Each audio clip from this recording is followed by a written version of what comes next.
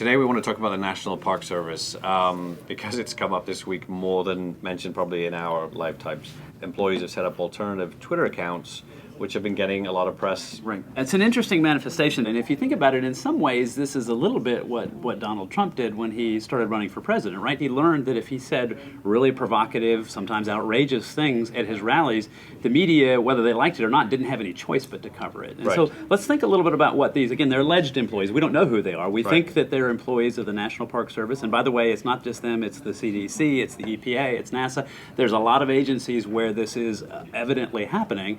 And so they've realized that if they go set up these alternative Twitter accounts and they start putting information out that they're not authorized to do, it's very unorthodox, right? I mean, right. That's the kind of thing that can cost you your job. The reason these are happening is because the administration has said, please stop talking. Right. Don't release this information. Media. We have a new administration. We have a new set of priorities. Which is normal to happen. That is normal, but again, we've had a very significant shift going from the Obama administration to the Trump administration. So very different set of priorities, right.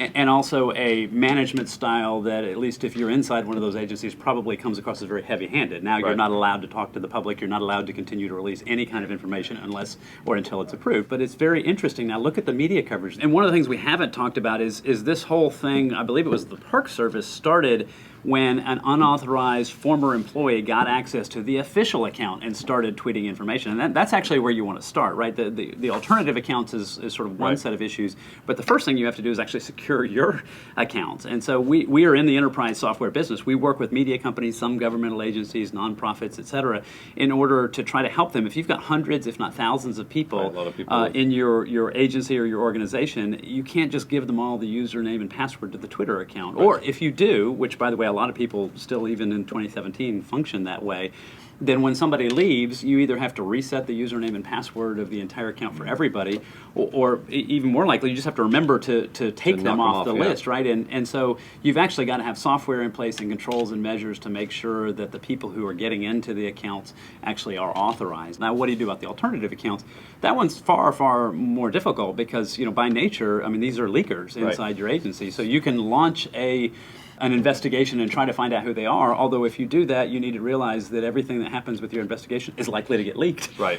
It seems like it might be preferable to say, all right, Park Service, if you have anything unsavory, say we hope you'll take a day to think about it, and then ask us first, and then we'll discuss it, as opposed to no bad information. In many ways, I mean, it's a very risky thing to do, right? You could lose your job for doing this, and right. there may be some circumstances where you could be prosecuted depending on the kind of information you're leaking. So it's not a low-risk endeavor for somebody doing this, and in some ways, it's a testament to how emotional people are feeling about this, that you're seeing so much of this going on for something that could cost people their jobs. And I think we've said we're going to try and pull some data on this. One sort of simple thing you can do yourself, do the search on the hashtag resist. So you get what starts out as a presumably grassroots type of effort that gets organized and sort of moves up into something that's more searchable and comes together in a more coherent mass. We'll see if that happens. I don't know, but it's very much early days. But it is a very unusual phenomenon, certainly at this scale. And like you said, I don't know that any of us have talked about the National Park Service this much in years, if ever. I don't think we ever will again. Yeah. All right. Thanks very much, Jim. Thanks.